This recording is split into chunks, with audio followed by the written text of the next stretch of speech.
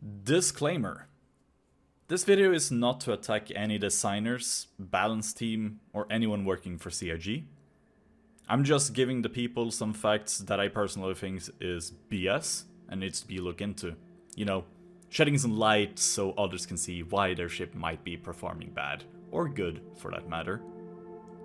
As an added disclaimer, the website that I'm using uses data from the game files very similar to other websites like Urkel, SC Trade Tools, and Universal Item Finder.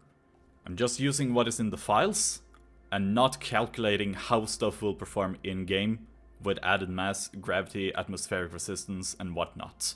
I will be using none of that, just the stats. Now with that said, let's start the video. Have you ever sat down and thought to yourself, man, my ship sucks at flying? But have you ever really sat down and looked up why that is? Today, I'm going to show you some stats on some ships, just to give you an example on how, I don't know, fucked some stats in Star Citizen can really be. Most are also on older ships. No surprise there, really. So how did I come to actually make this video? Well, there are two reasons actually. One, I am an owner of the giant space nymph itself, the Aegis Reclaimer.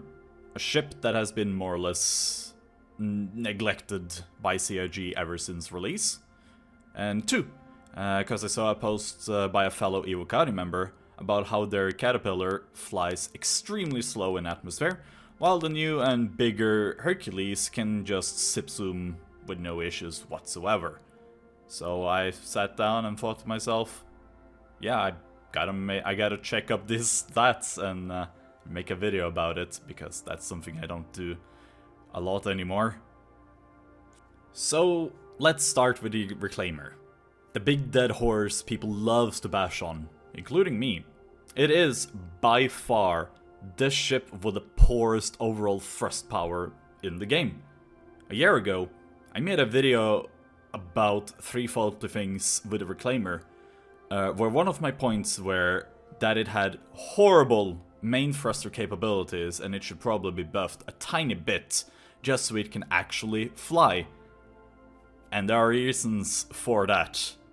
Back then, I didn't know about SCunpacked. I do now. So here you can see the main page on the Aegis Reclaimer. Pretty decent-ish stats, I guess. And here's the thruster stats. Nothing seems out of the ordinary yet, right?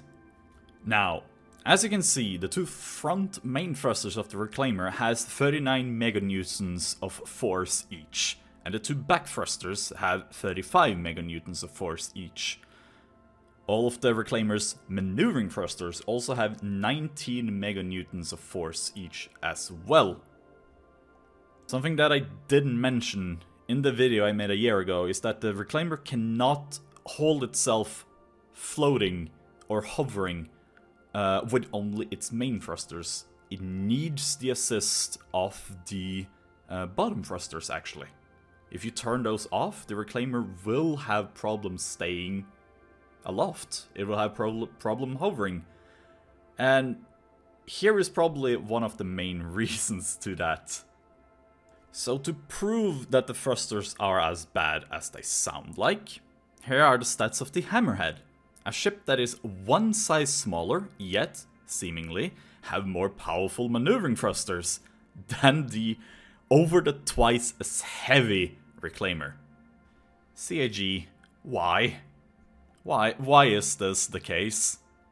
Now we can debate with the almighty answer of, oh, it's because the Hammerhead is a military ship and the Reclaimer is an industrial ship. Which I will say is half truth. The Reclaimer is meant for salvaging operation in hostile environments. I mean, heavy armor, 3 size 3 shield units, 6 unmanned turrets and 1 size 5 turret. No chance this ship is just an industrial ship.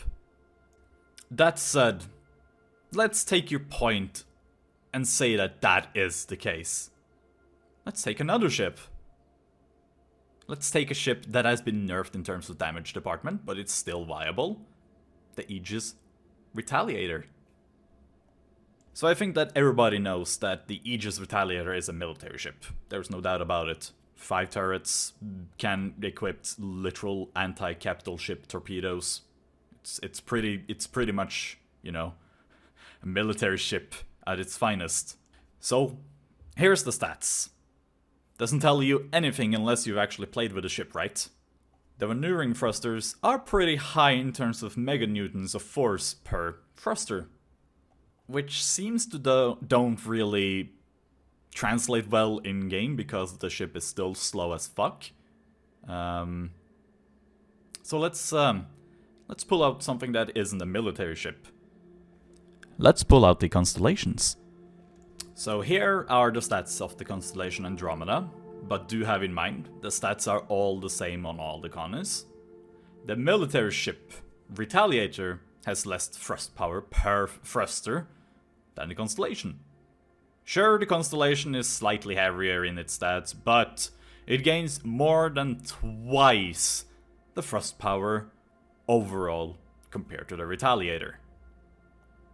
But wait, you say. The Retaliator has 6 VTOL engines that assist its forward and lift capabilities. Yes it does. However, all of them are below 1 meganewtons of force each. The fucking maneuvering thrusters are more viable than its VTOL thrusters. You know, these small things right here, outbeating these massive things right here. Ouch. So if we still add those thruster into the math of the main thrusters, it will still be lower than the Constellations. Which, again, proves the whole narrative of military ships have better performance than civilian/industrial ships argument being bogus. And here, just for fun, is the stats of the main thrusters of the smaller thruster packs on the Cutlass. And here is an image of all of the thrusters on the Freelancer. 2 smaller ships with smaller thrusters that have more power than the Retaliator. Now let's not just compare ships to ships, because that might be a little bit unfair. Let's just take one ship that confuses me a tiny bit, but at the same time I can understand it, but also not really.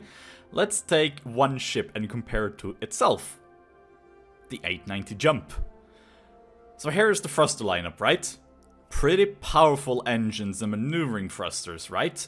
Despite the maneuvering thrusters being barely any bigger on the 890 Jump versus the ones on the Reclaimer, and still the force difference is immensely different. We are talking almost 10 times more powerful thrusters on the 890s versus the Reclaimers. But here's the kicker. So you see the main thrusters, right?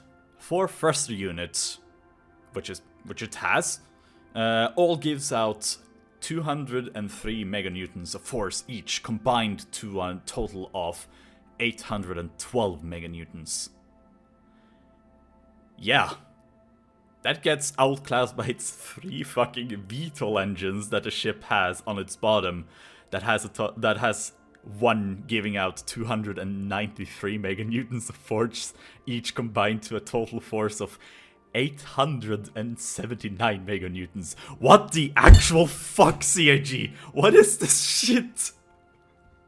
The shit could literally be flown like a fucking kite shield, just straight up in a precision. It will still be faster than just flying straight forwards in space, probably. This is stupid. It's not weird that the ship is as it is. You guys are giving the smaller thrusters the biggest oomph. Now, like I said at the start of the video, I do not take anything else with this. I just show you the stats, more or less. I mean, I show you the mass as well, but at the same time, I don't really take anything into consideration here. Not that much, anyways.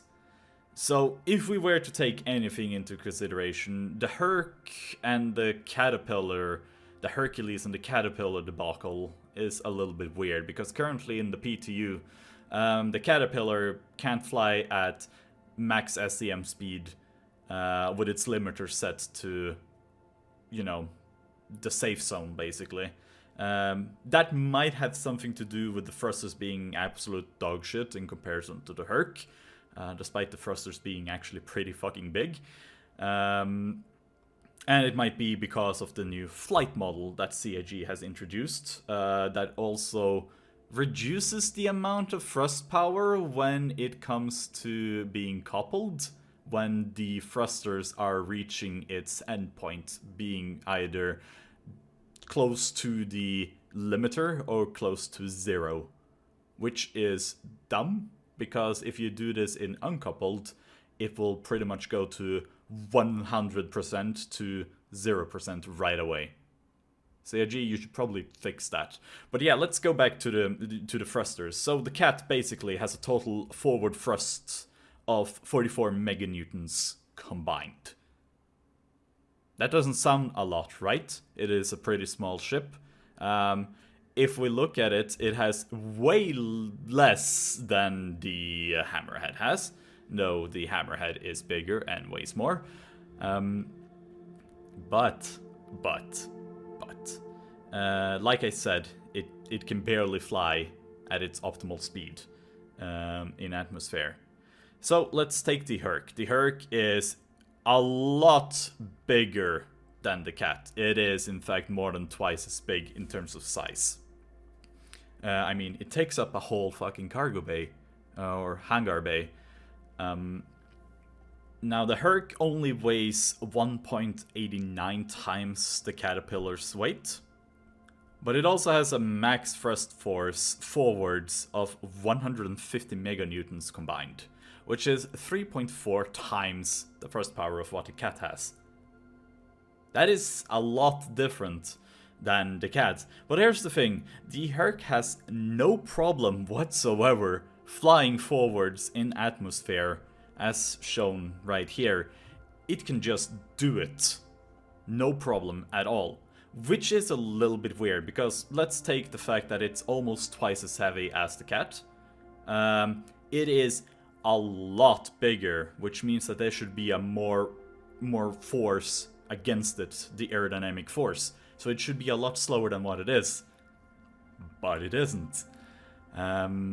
Which is weird, because if you look at the cross-section of the Cat when you're in front of it, there is not really a whole lot there to be colliding with aerodynamic force, basically.